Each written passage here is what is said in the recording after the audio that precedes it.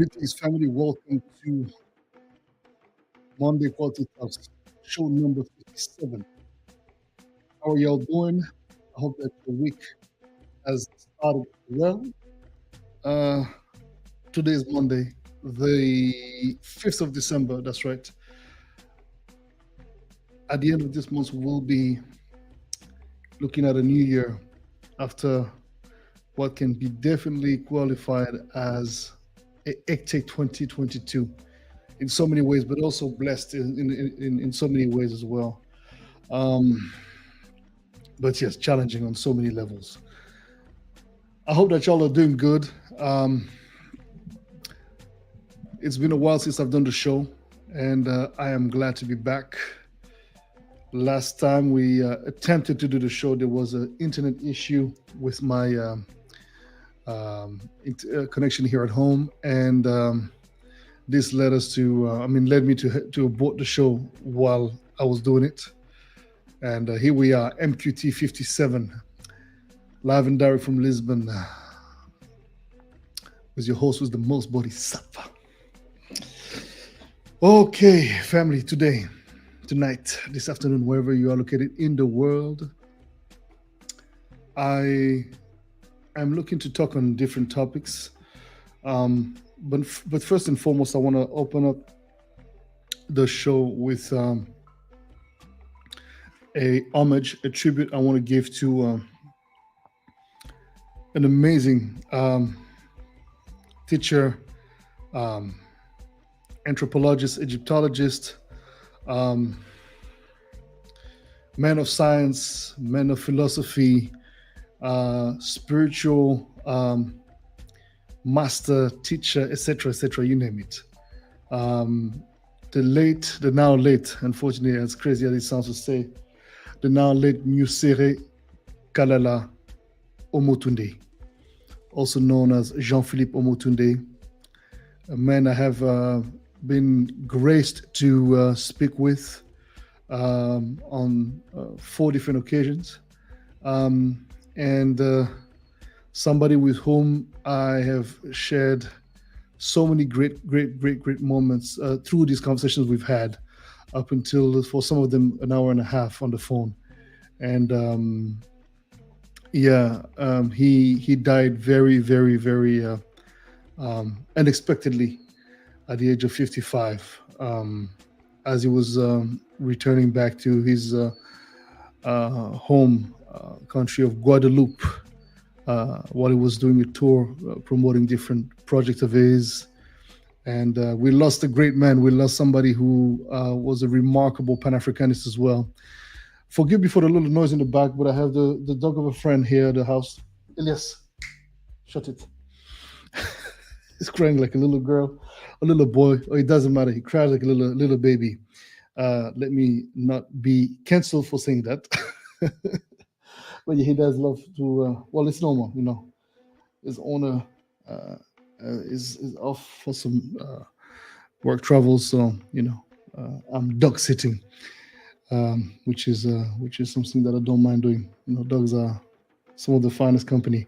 But yeah, it's his first time here, so it's feeling a bit sad. Anyway, with that being said, Nusere Kalala Omotunde, look, you should check him out. I'm gonna put his name in the comments here on YouTube. Actually, better yet, I am going to be putting a link to his school, his university, his project. It's his publishing company as well, called Anijart, anijart.com. You will be able to look for yourself. It's in French mostly. So for any French-speaking listeners and viewers, this is definitely the only limitation. Only French-speaking, and those who can read in French will be able to access the information on the site. I've been speaking to him back then to look into translations for the site in English, and this was some of the things we were talking about, doing, and yeah. So I'm gonna try to see how, as we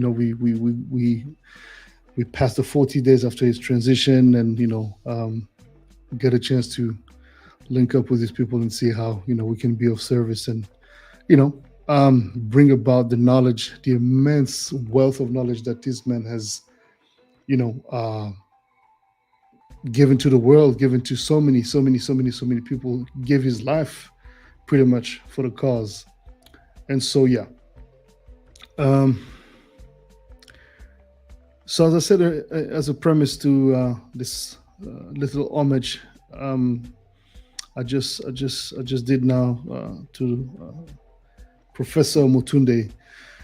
Today, I really, there's so much to be talking about. So much. I mean, from yeah, what's going on in this whole world of fashion, music industry, Kanye West, etc., etc. Not that it's an interesting topic, really, because um, I believe my good brother Keisha has uh, tapped into into the subject at length and in depth.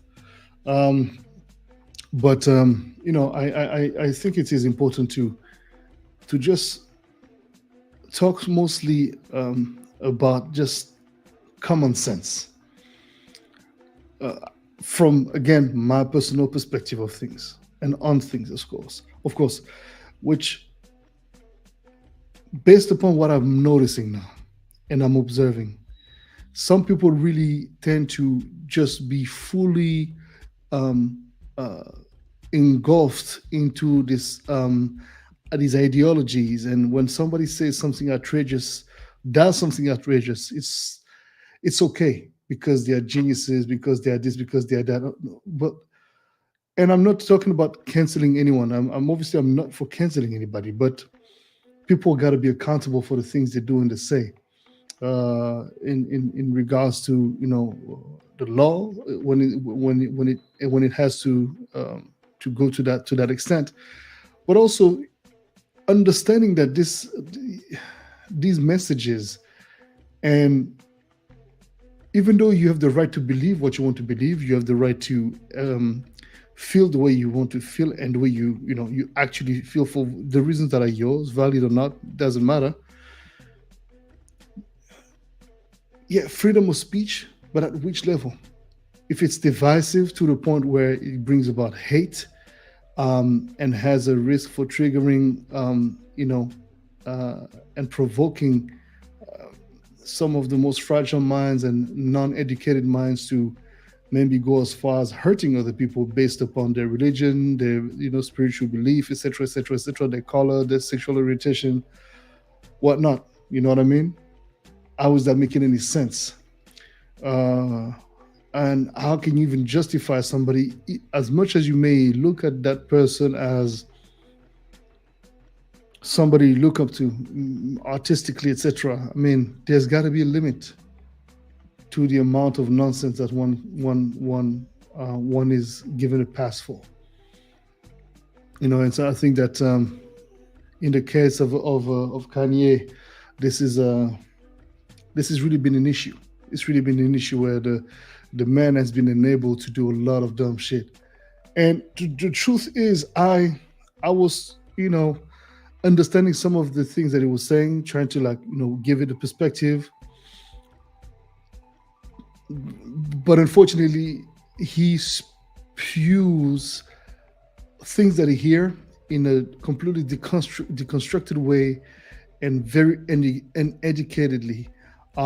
It's sad because it's denaturing the value of whatever he's trying to speak on when it comes to the way Africans, blacks, etc., have been kept under some sort of control, manipulation, colonialism, whatnot. I mean, let's not mix certain subjects. And before speaking upon a given topic, one must really do their research and truly be articulate enough and confident that their articulation is based in true knowledge before they actually open their mouth. As much as these topics are some of my favorite and very close to heart conversations that I have with myself and with scholars, etc. I try to educate myself to the point where I'm comfortable enough in my knowledge and in the way I express myself to in the future be able to speak and share some of you know the valid knowledge that I've gathered through the years of learning and studying. And the problem is that when you don't do enough of the study, but then you just want to call attention upon yourself for whichever reason that is yours, um, you start bastardizing um, certain messages, and you mix that with massive ignorance, and on top of that, with racism, and it's pretty much hate speech if you really look at it the way it needs to be looked at sincerely. And where he lost me, even though again, I was trying to give him some perspective, trying to give some perspective, or take look at it from a different perspective, more philosophical. When I saw him on Alex Jones talking about how Hitler did good things, I was just like, yo, man, humans like Hitler, no matter how much good they may have done, right? The bad that he's done is outdoing all the good he may have possibly done. So there's no way, shape, or form we can even talk about any good that is. And now you can, if you want to talk about it with a circle of people that vibrate and you know uh, mess with your ideas, cool. I mean, you can always do that. That's fine. That's your personal space. Speak about that. But then for you to then openly speak about this thing and try to make sense of it and try to, first of all, you spew ignorant stuff on the web, but then you make yourself look a fool, and you're insulting the memory of so many, by thinking you slandering Jews, you actually insulting the memories of all the blacks uh, that have been killed, on the front line during the World War II. So, look, man. Again, ignorance is really a problem. It's very endemic. Um, Ye would definitely be one of the many, many, many people I see as highly ignorant. And you see, it's easy to display a form of connaissance, a certain sense of, well, um, general culture, right? You know a little bit about everything, so you can touch upon different topics. But the problem with that is as you do as you behave like that, and as you carry yourself uh, in these kind of journeys, you're going to end up doing massive mistakes.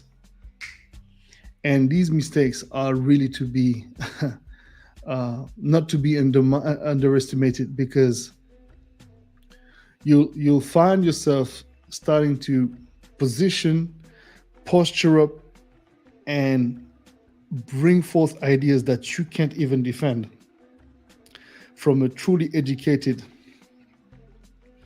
and firmly rooted sort of knowledge. You may try to use examples, and a lot of people, when they try to tell you that they know something, they say, hey, and all of this and etc. And like, they always talk in general, in general form. When somebody doesn't know something well enough, they'll speak in sense, at least for my collection of information. It's like there's always this sense of like, how can I translate that in English?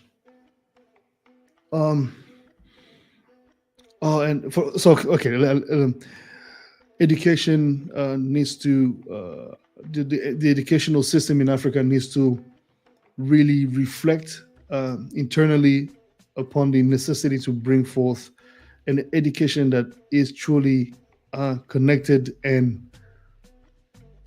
um, relatable to the African reality, tracing back into history, bringing back the truth, and not some of the things, the lies that have been given to Black people and African people, and the whole world in general. Because The thing is that only the winners, only the winners,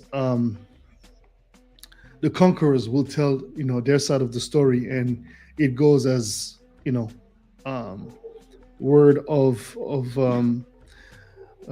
as we say in French, blanc seing. It's almost like it's there's a word for that in English.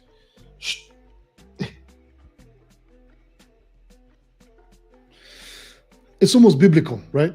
You can't. It's dogmatic. That's the word, dogmatic, and it cannot be denied. It cannot be discussed. And if you discuss it, you're susceptible of being canceled. There's so many, especially nowadays. There's no more room for conversations, no more room for actual intelligent debates, intelligent philosophical conversations, and also sometimes agreeing that yes, you've been lied to and you have been defending something that isn't true. You know, um, so that's really where my point is, and I think that a lot of people nowadays, because everybody wants to have a point of view on everything, they just drop whatever comes to their mind, and and then they try to stick by it, and they cover it up with so many different things at the same time. So it's like you're even confused as to what was the initial point of the conversation. Emery Agnon, comment ça va? What it do? I'd like to apologize first and foremost once again. Well, I did say that in the beginning for the little noise in the background, but I have a new. I'm dog sitting the dog of a friend, and it's first time he just arrived, so he's he's actually crying a lot, but he'll be fine. And so yeah, but I do know it can be a bit annoying. At least it's a bit annoying to be hearing him in the mic, and the mic is catching all the sounds. But it's all good. I mean, it doesn't alter the depth of the message. Mm. So yeah.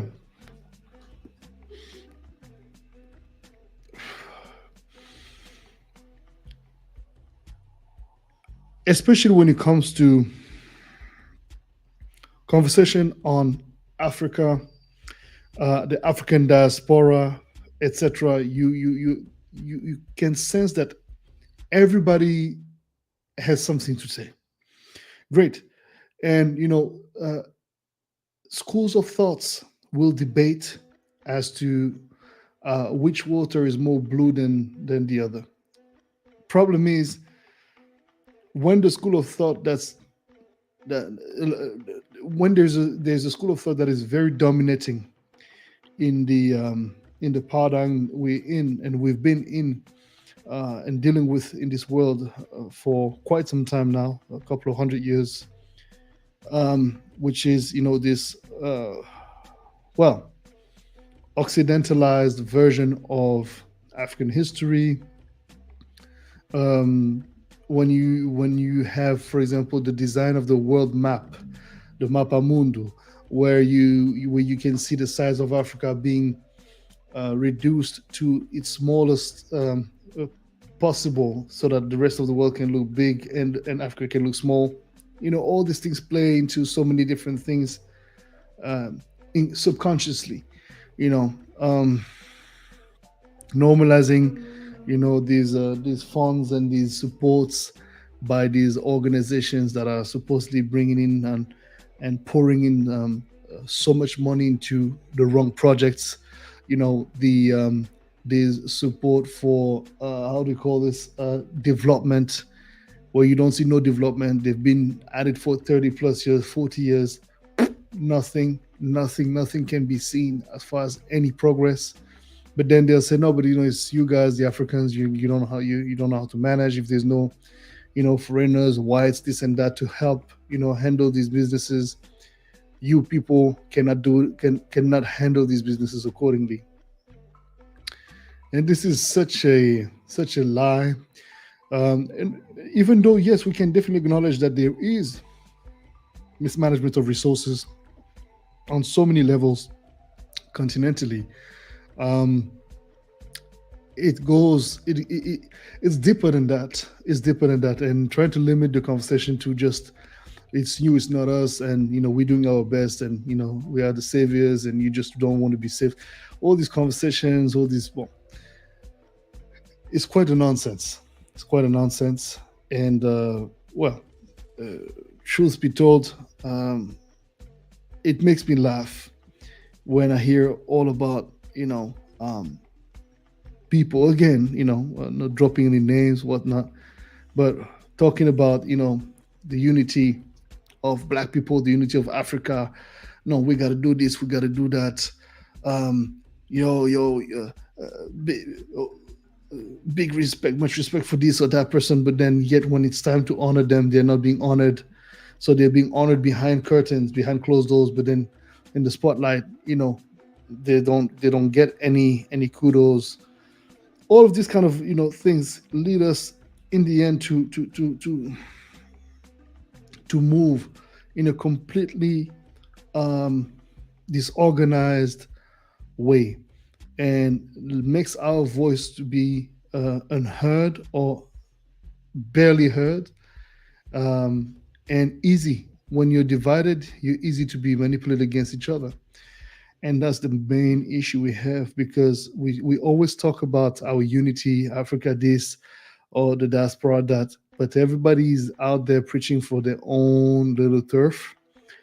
And I understand some of it, and I do understand that you got to look out for your people first. But the problem that I have is that um, you've got to make sure that you go beyond just your the direct access to the people you have around you, from your community. You have to go outside of that, or try. You know, our main issue is divisiveness, even within our own communities, even within one specific um, geographical location. You will see people of the same country, the same city, be dogging each other. Give me 1 second.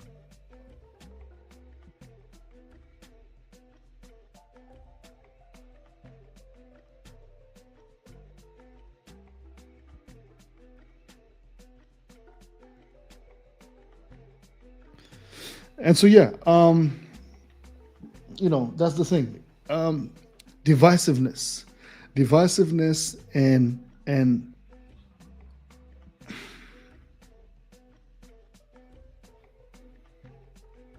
greed, greed,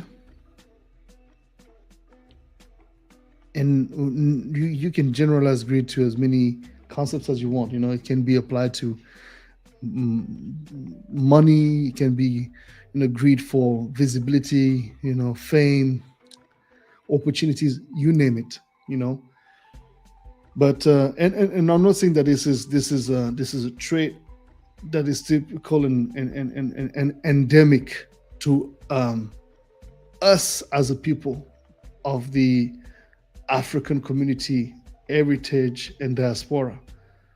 Of course, it's not. But one of the things we can definitely not lie about when it comes to us, between us as Africans talking the truth, is the fact that again, we are easily divided. Easily divided. There's going to be people in your ranks that are super, super happy to support you up until a certain point. And again, it's not limited to us Africans, but it is noticed mostly as Africans. We know that. We know that for a fact. Anybody who wants to say that I'm lying, well, let's have a debate about it, because you do know very well that, this is our dirty clothes. And we have got to come to an honest observation of ourselves and really try to do better. Do better, because we cannot allow, well, it's not that we cannot allow, but we cannot just let people um, continuing the spreading of uneducated messages, divisive messages, you can establish a problem. You can look at a situation, look at what it represents as far as the problem that lies within that actual situation. But then, if you try to weaponize and charge this situation, this observation, and create division, you will never accomplish the goal of uniting. If that was initially your aim and your desired intention, you know. And I look at the likes of the late Nusire Kalala Omotunde, Professor Omotunde, whom I've just posted a link here in the chat here on YouTube. The loss of men like him is rather immense, because this is a brother, this is a man, this is a big brother, a master professor that was really about unity, and unity beyond just colorism, etc. Why I speak on that is because that's another issue we have, where I see that, for example, in America, and again, I don't use America as my example, but I think it's an interesting set of experiences that we can speak up on, where, even though I haven't lived the American life, but from where I am and where I stand, I clearly I see this serious division, where there's this whole thing of light-skinned brother or dark-skinned this, brown that. And I understand everybody wants to be acknowledged, and I think everybody wants to fit in certain boxes. Great. I mean, to each their own. But what about those people who don't feel like they belong to these boxes? They just want to be considered as Africans or black. Oh, because black, and then the same people that now divide people in colors and boxes will tell you that, well, some of them will say that, yeah, but being black is not the color. It's more than that. Okay, what is it? Help me understand what it means for you. I was asked that question, and my answer was it's not obviously there is a color, but it's not just a color, because from the color black comes all the colors, right? So, well, if we are looking at it from that perspective, if you come from the continent or are of the continent, you're the result of a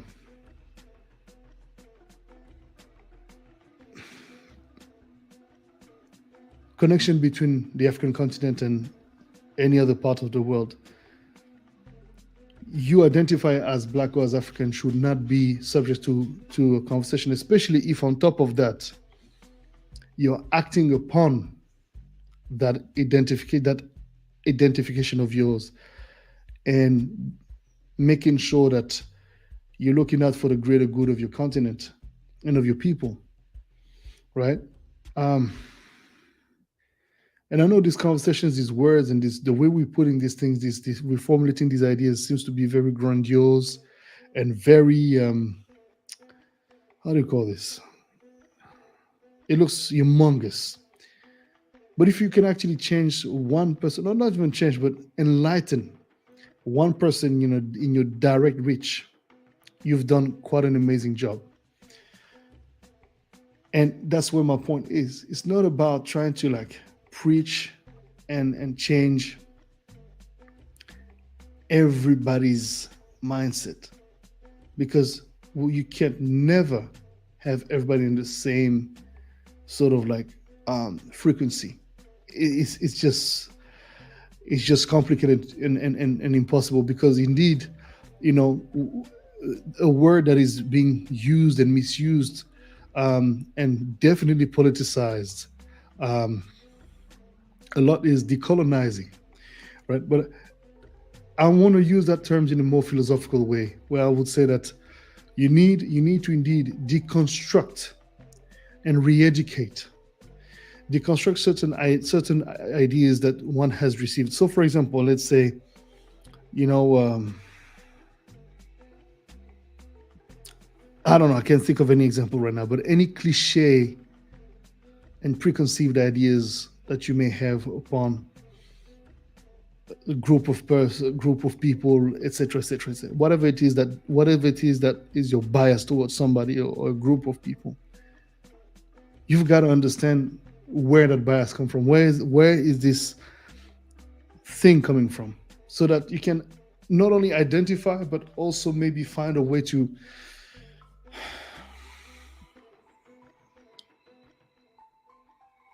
put some water in your nonsense, dilute a little bit of and of this construction of yours, and yeah, technically deconstruct so that you can reconstruct, you can rebuild, and maybe change your perspective. I'll give you an example that is very simple, but I think that will talk to anyone. If a man or a woman has hurt your feelings, right? We're talking about sentimentally now, romantically. You will have a tendency, if you're at least at first, when you start delving into these emotional involvements, etc., and opening your heart to vulnerability, you will have a tendency to generalize.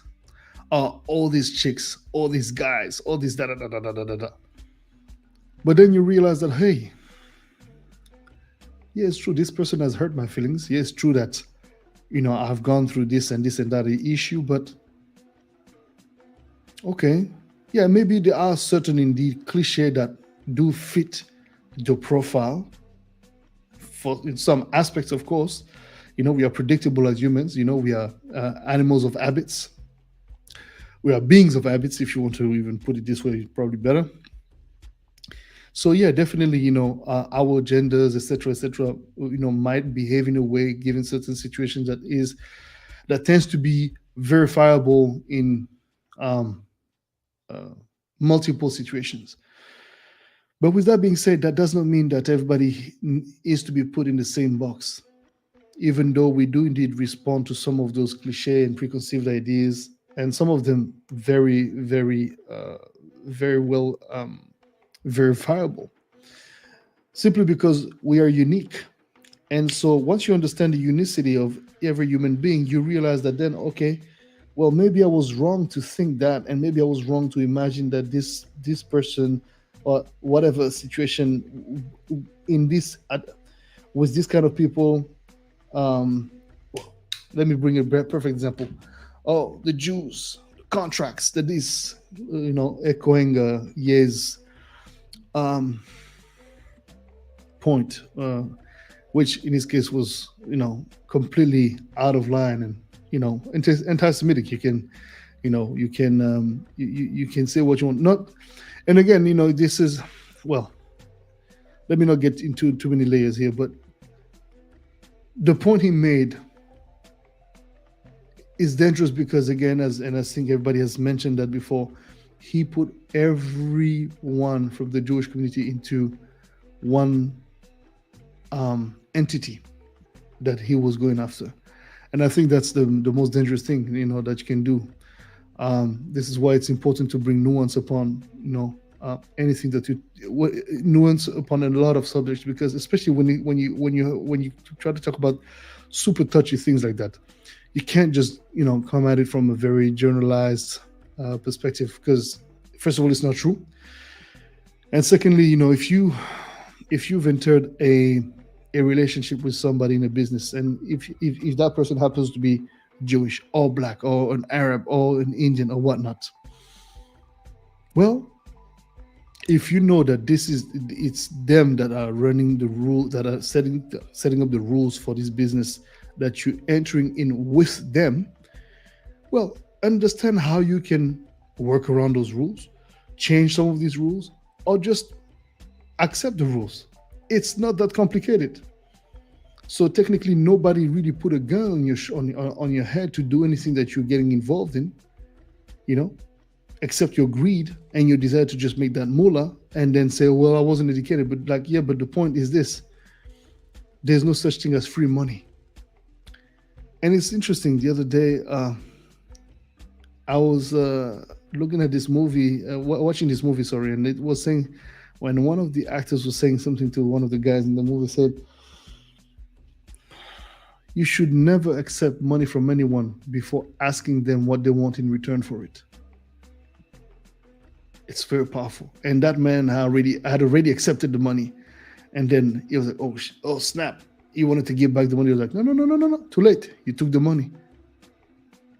Now you owe me. So what do I owe you?" And that person that gave the money to this other dude make him do some dirty deeds. And that's the thing. Not saying that again, that's a far-fetched example, but it's just to explain that you know before you get involved into anything, really take a moment, look at it, look at the long-term impact of what you getting into. Is it going to be benefiting you on the long term? So if that's the case, then move on. Yeah, you probably have surrendered, some of the rights to this and that, but it's fine. Okay, leave that in the past. Move on.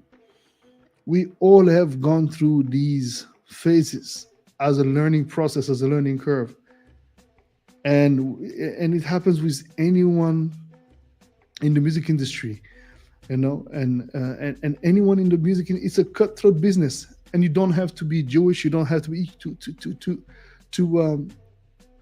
screw over somebody. Like it's not a. Again, it's not.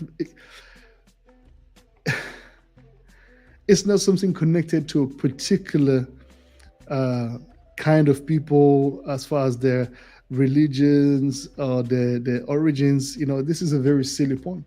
There's just some human beings, wherever they're coming from, whatever they believe in, wherever they are. I mean, whatever it is that constitute them as an entity in the society. Some of us come with very nefarious intentions, and yeah, if you're weak, you're going to be taken advantage of. That's how it works. Is it fair? No, it's not. But it's not supposed to be. So yeah, you know, um, I just was meditating really upon these things these past couple of weeks, and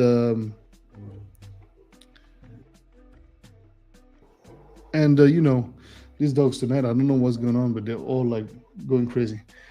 Um, and so I just wanted to share that with y'all today, tonight, this afternoon, wherever you're located, and watching this. And yeah, to be honest with you, I'm looking forward to diving deeper into these conversations and going into them, topics by topics with people that are as, if not even more, and necessarily more educated than me on a lot of them, because we've got to surround ourselves, and we cannot have any shame in admitting that, yeah, you know what, I only know so much.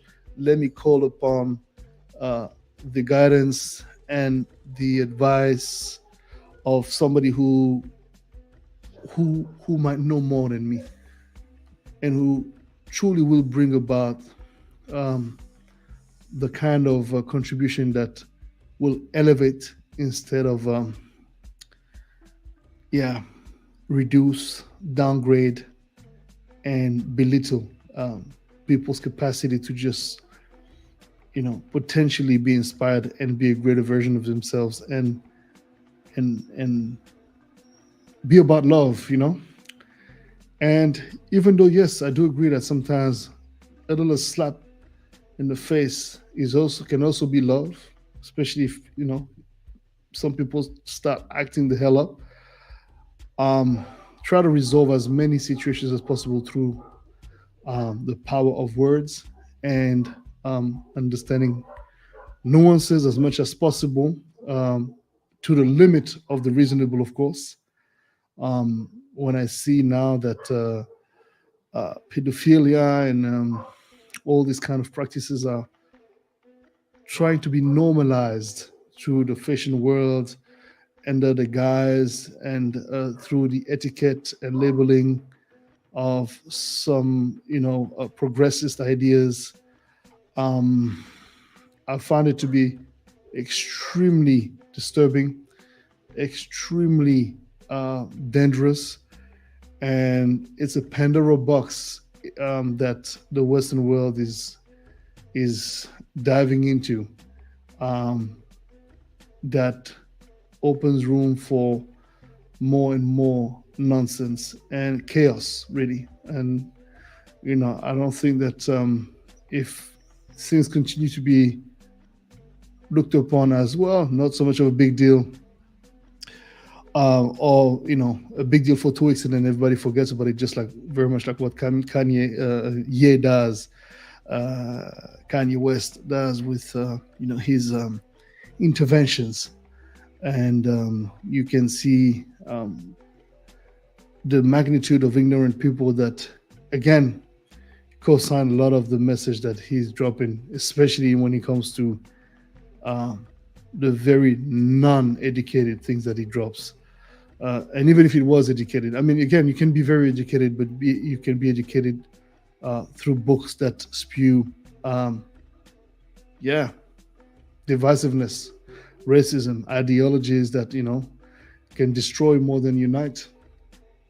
Uh, and there are so many applications to philosophical concepts when it comes to the idea of allowing chaos to take place in order for order to then be reestablished. But again, you don't have a control upon none of these things when they get out of control. And um, at the same time, we see so many distortion of these realities, with people being deplatformed for just uh, bringing about different point of views. People who should be deplatformed not being deplatformed. Actually, nobody should be deplatformed technically, but then it seems like those are very fluctuant and um, uh, very double standard, like uh, when it comes to the way it's being applied on some people instead of others. And let me just say this: anyone that does not allow you to speak your voice and let your voice be heard, should what you have to say is intelligent enough to indeed be heard. But if it's not, then you should be contradicted with intelligence and with a magnitude of knowledge that will destroy the nonsense in you, and hopefully plant the seed of curiosity for enlightenment, and hopefully learning. You know, and I think once we understand that the necessity for us to really debate with people, should there be a need and an interest for it, that debate should be rooted in respect, and truly desiring to understand, the other person, and looking at, again, what is their baseline, where they come from, what makes them think, click, and feel the way they feel, um, what makes them who they are. If you are able to do that, put yourself in someone else's shoes, even though it's somebody that you despise. That capacity and that intelligence will allow you to then, um, you know, from you identifying these different layers, it will afford you the opportunity to sharpen your knife of knowledge and cut through the bullshit. You know, one slice after the other, and then serve that food, cold or hot, no matter how you want to do it. But I think that proving somebody that you're the most intelligent is not the most intelligent thing to do. But proving to somebody that the way they're looking at things is rooted in a knowledge that is completely false according to this and that, or at least suggesting that they should look into, maybe um, changing the perspective on whatever it is that you're saying because you have a different kind of information that proves the complete opposite of what they're advancing. But again, I'm talking about the subtlety of some conversations. I'm not talking about obvious things like pedophilia and racism and anti-Semitism and these things. And there's no I can look at the layers as to what motivates you to be a racist or an anti-Semitic, but at the end of the day, you got to be called a cat needs to be called a cat. And the truth is, I rather know who hates me. This is why I identify that person. And so, deplatforming these people for speaking their voice is not the smartest thing. Making them respond to justice if whatever they say is qualifiable to be taken in front of a court of justice, then that should be the case.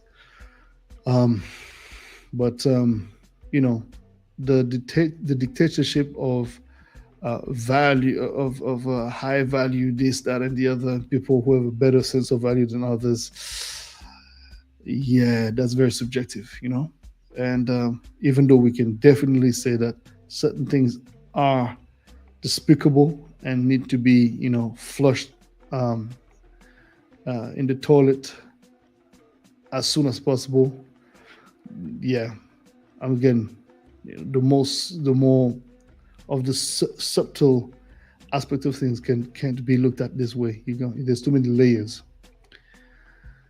So yeah, with that being said, family, it's a short show tonight, but that's also because I'm tired. I've been working a lot, and I got these guys here,